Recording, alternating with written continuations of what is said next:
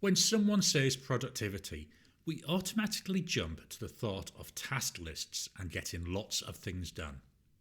This is important, but it's not the whole picture when it comes to your productivity. Another important aspect to your personal productivity is to review what you are doing on a daily basis. In this video, we're going to do a deeper dive into this review and look at the benefits it can have for your personal productivity.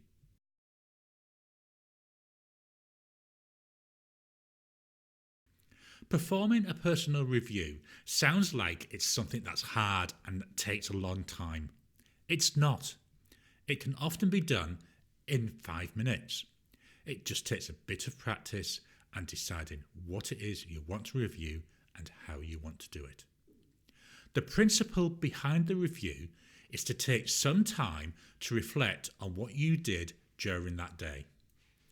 Based on this reflection, you can then make small changes in your work and your personal life to allow you to improve your perception of your performance.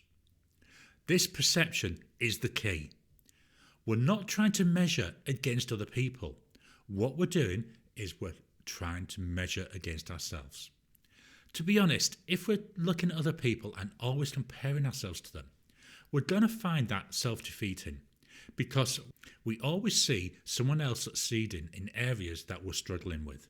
And that means we then focus on that negative side on what we're not good at, rather than spending the time to look at what we are good at and focusing and improving that. So when you measure your performance, make sure you measure it against yourself, against what you would like to see yourself doing. So we already have this picture in our heads of where we want to go and what we would like to be. The idea behind these daily reviews is to allow yourself to target that picture, always move towards where you want to be, not where someone else is. So how do you do this review? Well, the first step, go and find somewhere quiet. It's hard to properly reflect when you're distracted by things going on around you. Don't try and do this with the TV on. Don't try and do it when there's a lot of noise in the background. Go somewhere quiet, sit down, take a drink with you, however it works to relax you. The next step, have a predefined list of questions that you're going to ask yourself every single day. Now, these questions, they're there to guide your thinking. They're going to provide a structure for your reflection time so you get the most out of this short amount of time that you're going to commit every single day.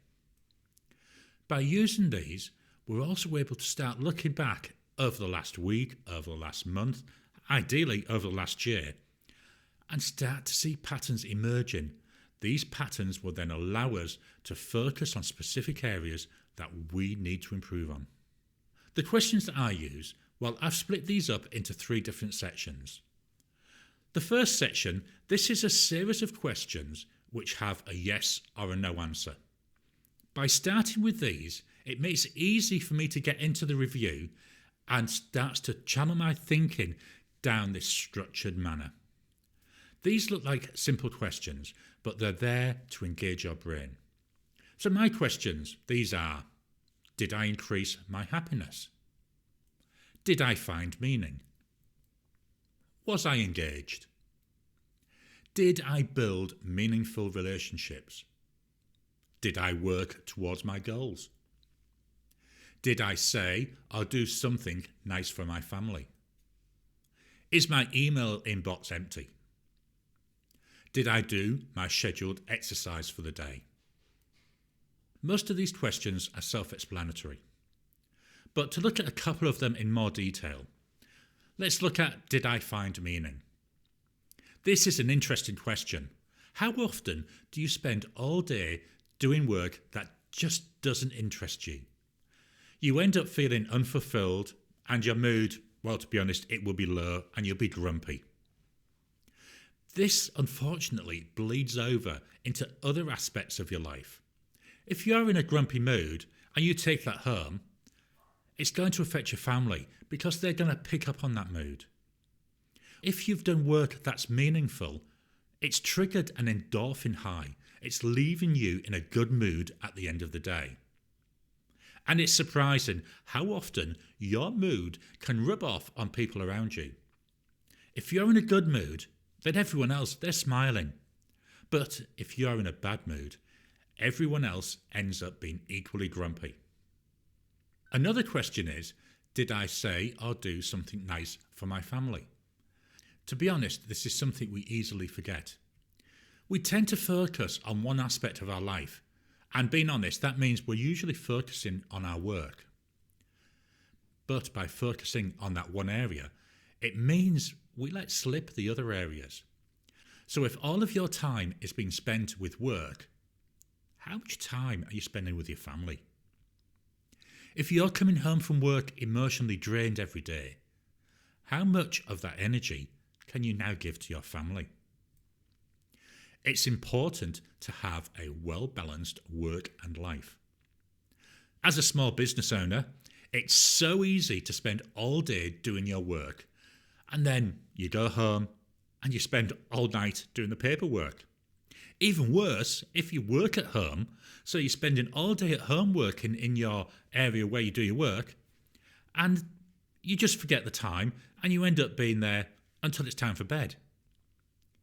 In small stretches, spending so much time on work and neglecting your life side of it, well, that's fine. You can get away with that. So some examples of this is it's the end of the year, you need to do your taxes. At the end of each month, you need to catch up on your bookkeeping. That's fine. That's a very short, time-bound exercise. It may take you 1 or 2 evenings, but then the rest of the time you've got for your family. If you find you're working every day and then going home and working every night, what are you going to do? Well, you're going to destroy the relationships with those around you. And without those relationships, well, why are you actually working? Once I've gone through all of these yes-no questions, I then move on to a series of questions where the answer is either high, medium, or low. So these questions, they're there to make me think a little bit deeper than the yes-no ones. The yes-no ones have got me into doing my review, and now we're opening that up and digging into a little bit more detail. So for me, I've only got 3 questions in this section. The first is, how happy was I? Next, how meaningful were my activities? And finally, how well did I plan and execute my day? So I can dig into these and start thinking a little bit more and opening up my thinking. The final set of questions, these require me to give a number as an answer. Numbers are good because you can compare numbers over time. So for me, these questions are, how many minutes did I spend on meditation or positive thinking? How many minutes on things that I can't control or, to be honest, just don't matter? How many minutes on non-business internet? How many angry or destructive comments did I make? How many times did I try to prove I was right when it just wasn't worth it? And finally, how many hours of sleep did I get? These questions are targeted at specific behaviour that I want to focus on. An example, the non-business internet use. Like a lot of people, I tend to slip into surfing the web when I'm trying to procrastinate. By reporting on the time that I spend doing that, I'm then able to see why I'm avoiding the work and put in place steps to try and minimise that. The questions on things I can't control, angry or destructive comments, and trying to prove that I'm right, well, these are there to ensure that I'm focusing on bringing positive behaviours to the front of my mind. By measuring how often I use the negative behaviour and then reflecting on the reasons for this, I'm able to avoid reacting in a bad way in various situations. Once you've gone through all the questions, it's then important to record them somewhere so you can see your progress over time. Now, this could be in a spreadsheet, it could be a document, It could be a paper notebook. For myself, I use a journaling app on my phone so that I can easily read them whenever I need to refresh my way of thinking. It's also nice to have them available so you can go back in time by a month, by a quarter, by a year, and to be able to see how you're progressing. Are things improving over time? You may also want to include in this document any key things that happened that day and how it affected you and how you responded. These all then become learned lessons for the future. The final step of the review is to make a plan for addressing where you felt you did not perform as well as you would have liked. This should be some simple changes that you can easily make. If you've reacted badly to someone's comments, you may decide in future that when someone says something that you would react to, instead of immediately jumping back and responding, you'll take a minute to think about it, jot down a couple of notes on how you'd like to respond, and then respond.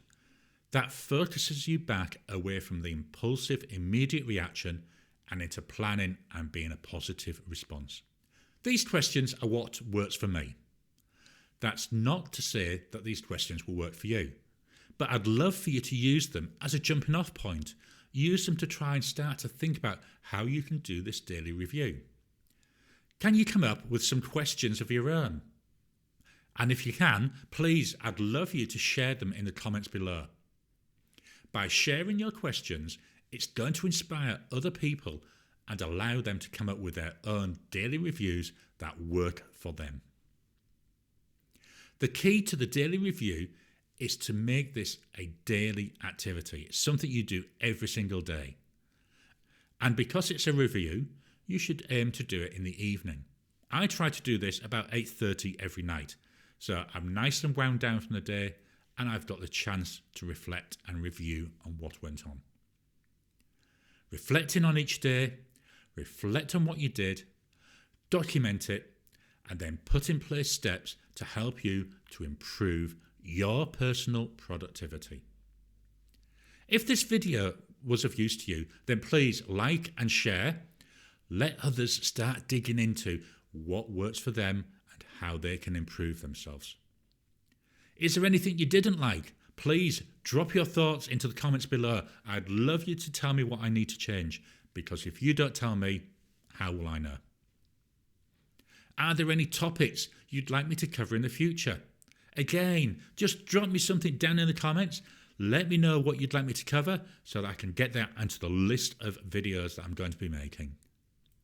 And finally, please subscribe to my channel. This is the best way to get new videos as I release them. If you need help with your daily reviews, then contact me at gary@nextactions.com.au to see how I can help you to get in control of your personal productivity. Good luck with working on your daily reviews until we talk again.